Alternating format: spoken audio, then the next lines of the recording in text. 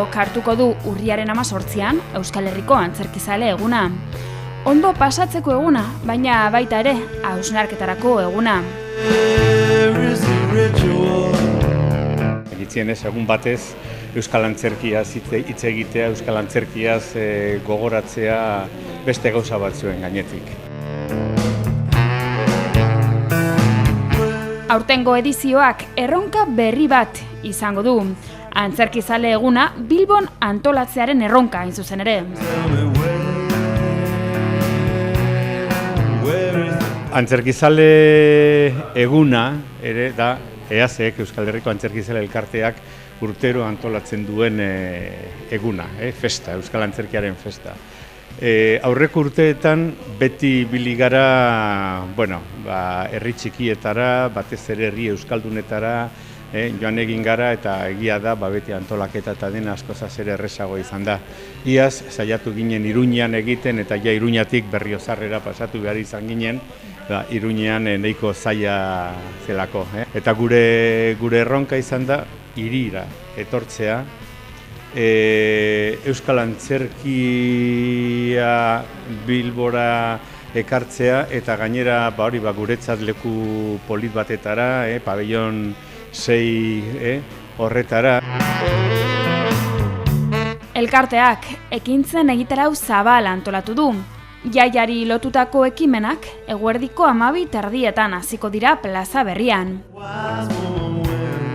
Eidabek sardina freskue, euren antzeslana egingo dute, horrekin gozatu ahal izango dute, dantzan eta jolas egiteko aukera izango dute. Gu hor inguruan ibiliko gara, pixka bat, oraindik arratzaldean dagoen egitaraua zenteratu ez direnei, jaiaren, festaren berria ematen. Izan ere, arratsaldeko egitaraua oparoa izango da. Baskaria eta gero hasiko da arratsaldeko 5:30 hain zuzen ere.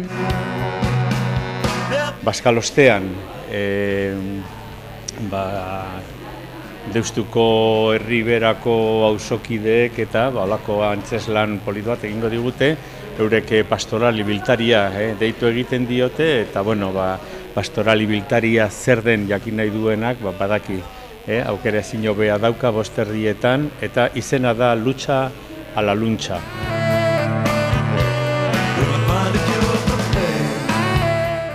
Arratsaldeko 7:00 Imanol Ituño magoak magia parrastaz izeneko ikuskizuna tauleratuko du eta ostean Esdo Kiru taldearen desentxufatuak lana ikusteko tartea izango dute ikusleek.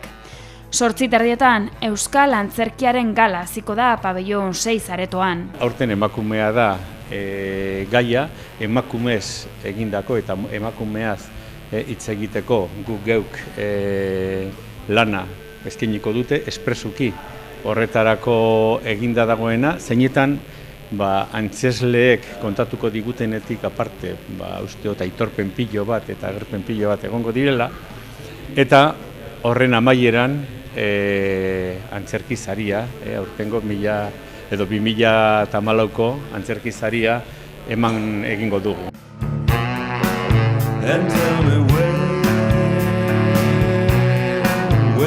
Begoña Foruriak jasoko du sari potoloa. 60. hamarkadan Gabriel Arestik sortutako Kriseilu antzerki taldeko partaidea da bera. Guk jakin bagenekien Gabriel Arestiren inguruan antzerki talde bat bazegoela, baina suerte auki dugu antzerki talde hartako emakume bat aurkitu egin dugula. Ez hemen, Bartzelonan baino.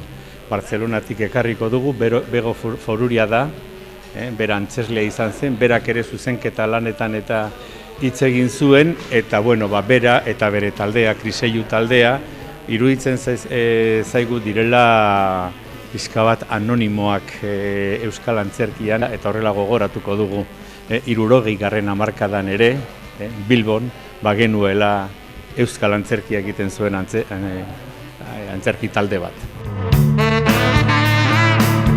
Aktoreak egindako lana omentzeaz gain, sari honekin beste ideia bat ere azmarratu nahi izan dute antolatzaileek. Bilbotarrok eta badakagulako konplexotxo bat edo Zaten dugu beti, Bilbon ez dago antzerkirik, ez dago euskal antzerkirik, oso gitzi egiten da. Eta gero, konturatzen gara, eta harakatu pixka bat, eta hemen ere egondala, hemen ere dagoela, eta gure festa honekin aldarrikatu egin nahi dugu hemen ere etorkizunean egongo dela.